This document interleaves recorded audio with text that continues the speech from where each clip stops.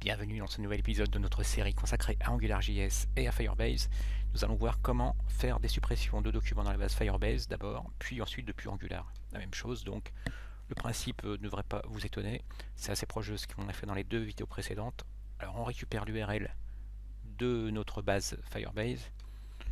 Dans la console, en JavaScript pur, on va créer une référence vers cette base à l'aide du constructeur Firebase, new Firebase, auquel on passe l'URL de notre base ainsi que le nom de la collection.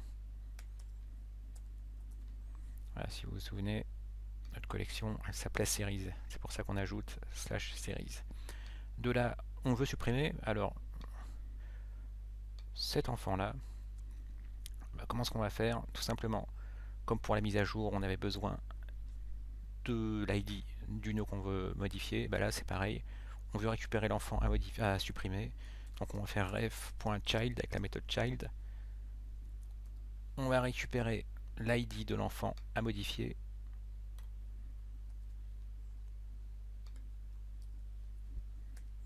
Et on appelle dessus simplement la méthode remove. Regardez bien ce qui va se passer à l'écran quand j'appuie sur entrée. Et voilà, ça passe en rouge. Et ça a disparu. Et bien évidemment, dans notre application également, l'objet a disparu. Ça c'est grâce au three-way binding de Firebase. Donc là ça va être tout simple, beaucoup plus rapide que la vidéo consacrée à l'update. On va simplement rajouter un bouton, comme ça quand on cliquera, en plus d'avoir modifié, annulé, on aura donc un bouton de plus, donc on va copier-coller le bouton. Et cette fois-ci on va en faire sur un ng-click, cette fois-ci on voudra appeler remove.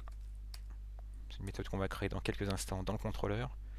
On veut montrer ce bouton également quand on est en edit mode et que l'ID de l'objet sur lequel on est, de la vidéo sur laquelle on est, correspond bien à l'ID de l'objet qui est en train d'être édité.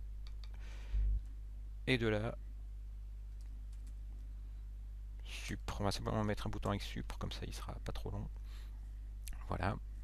Et maintenant, quand on clique, on a bien un bouton supprimer, qui pour l'instant ne fait rien, puisque, on referme le live preview, il faut qu'on crée la méthode remove. Donc on la crée dans le contrôleur, on la rattache à la scope, et voilà, on a besoin que de l'ID de l'objet, donc du coup, il faudrait sans doute qu'on passe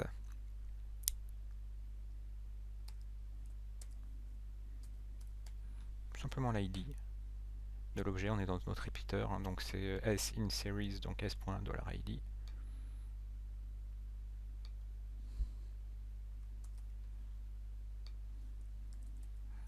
Et voilà, depuis notre objet ref, donc vous avez vu, c'est le même principe, le constructeur d'objet Firebase avec notre URL / le nom de la collection. On fait ref.child pour récupérer un enfant dont l'ID se trouve être l'ID qu'on vient de passer, et on fera remove. À partir de là, live preview de nouveau, et on va supprimer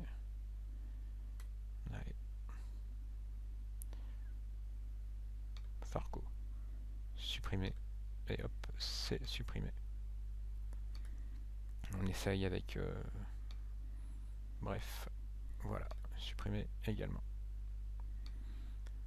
Donc voilà, c'était finalement très rapide, mais bon, après tout, ça compense avec la vidéo précédente qui était beaucoup plus longue. La suppression avec Firebase, en petit récapitulatif, la méthode child pour accéder par ID à l'enfant qui nous intéresse, et on appelle dessus la méthode remove. Merci d'avoir suivi cette vidéo et à bientôt.